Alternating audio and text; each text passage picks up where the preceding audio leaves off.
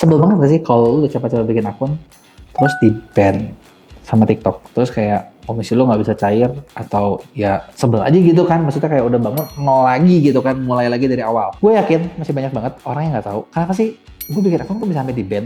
Padahal masih banyak okannya kayak orang yang bikin akunnya kayak lebih parah dari lu, bener ya? Lu maki-maki orang, orang lain maki-makinya lebih parah. Kenapa dia di aman? Kenapa lu kagak? Atau mungkin lu terinspirasi dari orang yang ngajak ribut orang lain, kenapa dia aman, kenapa lu kagak?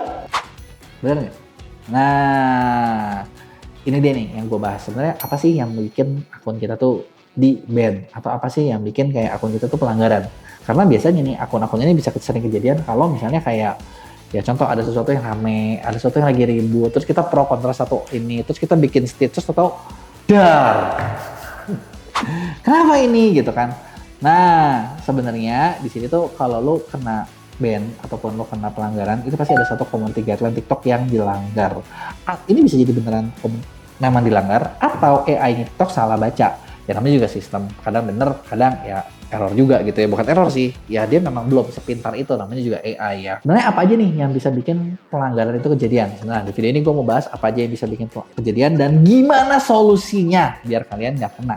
Ya, nah yang bisa bikin kejadian pertama adalah lu ngupload konten yang mengandung self-harm, seksual, dan ujaran kebencian. Ya ini udah jelas banget sih sebenarnya kayak nggak boleh gitu, karena ya sensitif banget. Dan ketiganya ini memang konten yang memang nggak layak buat ditonton.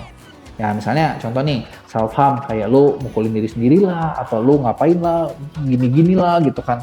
Dan itu kan bukan buat konsumsi publik kan, terus malah ngajarin orang kayak, ih apa ya, ngajarin orang untuk sesuatu yang tidak baik gitu, ya nggak?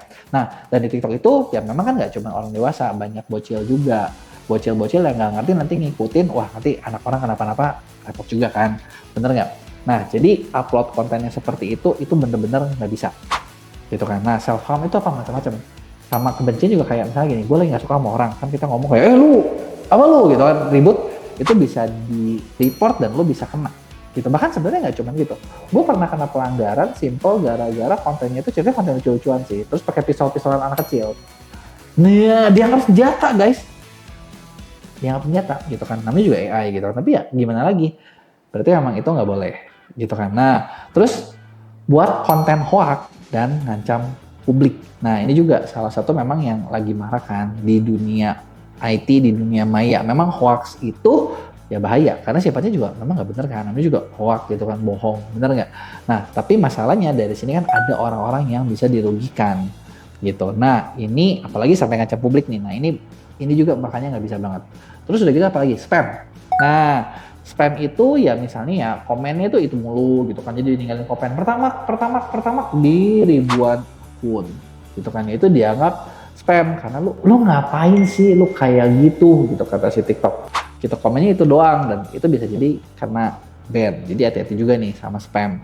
Nah, atau bisa jadi gini, lu pakai TikTok udah jelas banget nih kalau ini dipakai buat tindakan kejahatan. Gitu kan, tindakan kejahatan kayak gimana ya? Misalnya buat nipu, buat bully orang, terus udah gitu dianggap membahayakan atau merugikan gitu, karena udah gitu ya ini bisa selain di ban ya ini mungkin bisa dipenjara gitu ya. Nah, sebenarnya selain ini ada nggak sih yang lain ya? Sebenarnya ada juga gitu, kayak lu misalnya bikin konten lu tuh dianggapnya mencuri konten, re-upload gitu. Jadi gini, kemarin kita di tim Edu TikTok itu kan lagi ada program bootcamp buat para kreator, di mana ada satu kreator yang dia bilang sehari dia bikin 100 video. Wah, lu bayangin ya, sehari 100.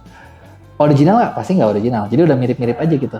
Cuman kok scriptnya sama, gonta-ganti background ya dulu sempat aman, bisa tembak akun, jualan akun dari situ gitu loh. Tapi udah gitu ya nggak bisa lama-lama gitu, karena kenapa? AI TikTok makin canggih, itu dianggap ini kan, maksudnya kan nggak orisinil kan, dianggap mencuri konten. Jadi banyak akun-akunnya yang kena pelanggaran dan akhirnya kena ban.